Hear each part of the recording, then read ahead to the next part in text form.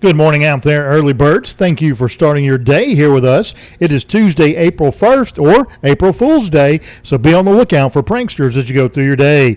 It should be sunny with a high near 75. We'll discuss weather coming up following your early bird edition of local news, made possible this morning by Kerr's Ready Mix, Highway 411 West End Center, and in the Piedmont Industrial Park, and Cherokee Memorial Funeral Home, 927 East Main Street in Center.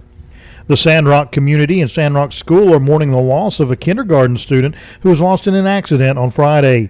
Ariana Nash, 5, was a kindergarten student at the school. She was killed along with Micah B. Nash, 55, in the accident when the elder Nash lost control of the 2017 Dodge Ram 1500 he was driving. The truck entered a ditch, striking a culvert, and caught fire.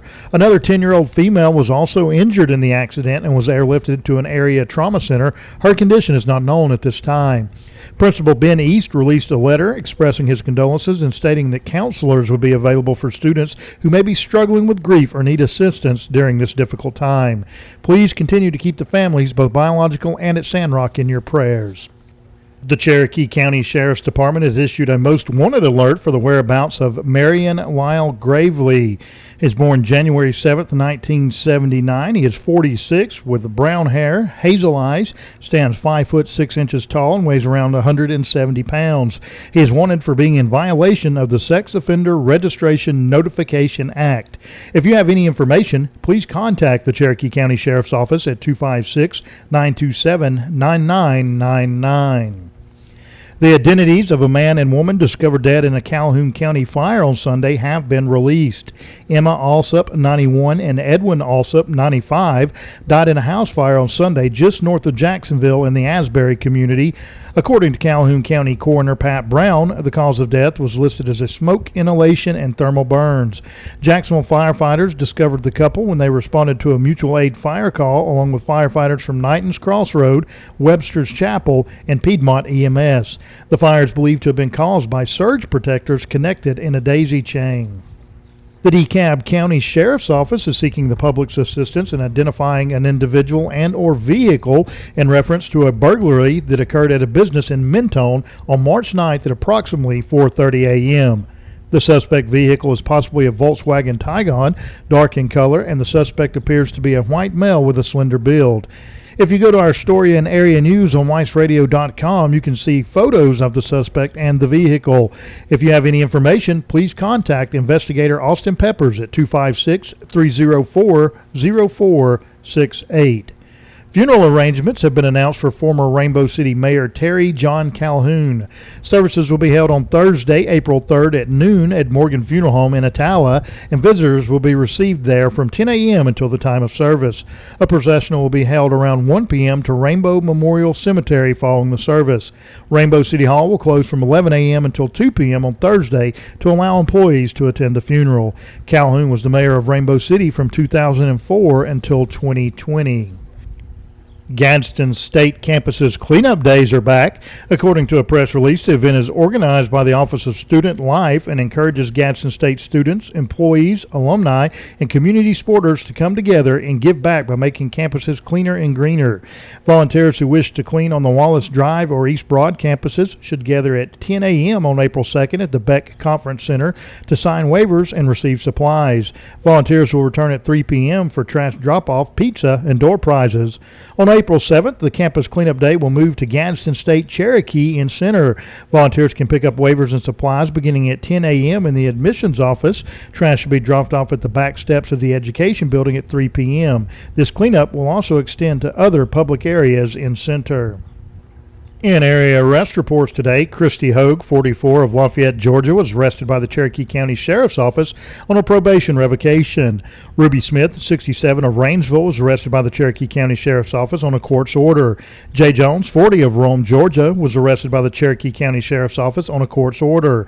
Jamie Kimmons, 41, of Center, was arrested by the Cherokee County Sheriff's Office on a court's order. Carrie Adams, 25, of Southside, was arrested by the Cherokee County Sheriff's Office on a court's order and a probation violation. violation. Xavier Franks, 28 of Jacksonville, was arrested by the Cherokee County Sheriff's Office on a failure to appear on charges of obstructing justice, false identification. Alyssa Molinak, 65 of Leesburg, was arrested by the Cherokee County Sheriff's Office on a charge of domestic violence in the third. Thomas Salmon, 33 of Cedar Bluff, was arrested by the Cherokee County Sheriff's Office on failures to appear on original charges of 2 counts of unlawful possession of a controlled substance and 1 count of unlawful possession of drug paraphernalia. Amanda Ivy, 43 of Galesville, was arrested by the Cherokee County Sheriff's Office on a revoked bond and 2 failures to appear on charges of theft by deception in second and a probation revocation. As of earlier this morning, there were 119 inmates housed in the Cherokee County Detention Center. We'll be back with more. In local events and community happenings, First Friday will be returning to downtown Gadsden for 2025 on April 4th. From 5 until 8 p.m., Broad Street will be filled with classic cars, food vendors, and live music. Downtown retail shops and restaurants will stay open late to welcome attendees.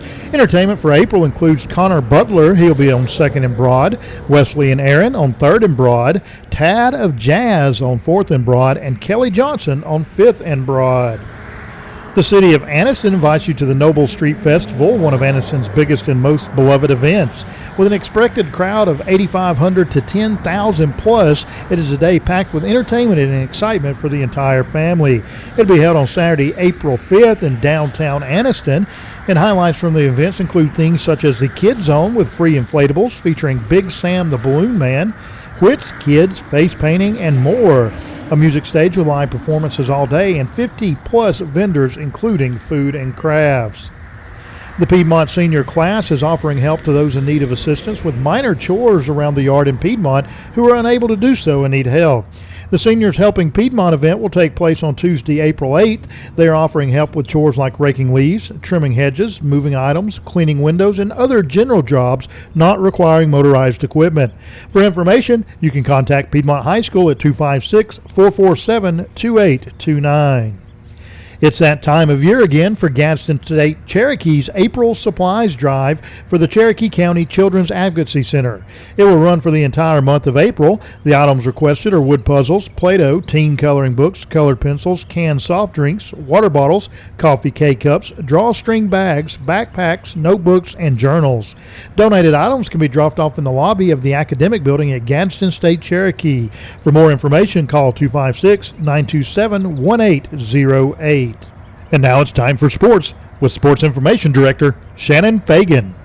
Atlanta Braves outfielder Jurickson Profar has been suspended for 80 games by Major League Baseball after failing a performance-enhancing drug test. The Braves made the announcement on Monday. By rule, Profar is now ineligible to participate in the 2025 postseason. The 32-year-old Profar has appeared in the Braves' first 4 games, going 3 for 15 with a walk and 3 strikeouts. The Braves went 0-4 in those games. You can read more on Profar's suspension on the Weiss social media sites. Reporting for Weiss Radio News, I'm Sports Director Shannon Fagan. Thank you, Shannon. In weather for today, we should have plenty of sunshine, working up to a high near 75 degrees. Look for a northeast wind of 5 miles per hour, becoming southeast in the afternoon. Moving into tonight, there will be increasing clouds with a low near 55 and an east wind around 5 miles per hour. For your Wednesday tomorrow, it will be partly sunny and reach a high near 85 degrees, cooling to a low tomorrow evening of around 62.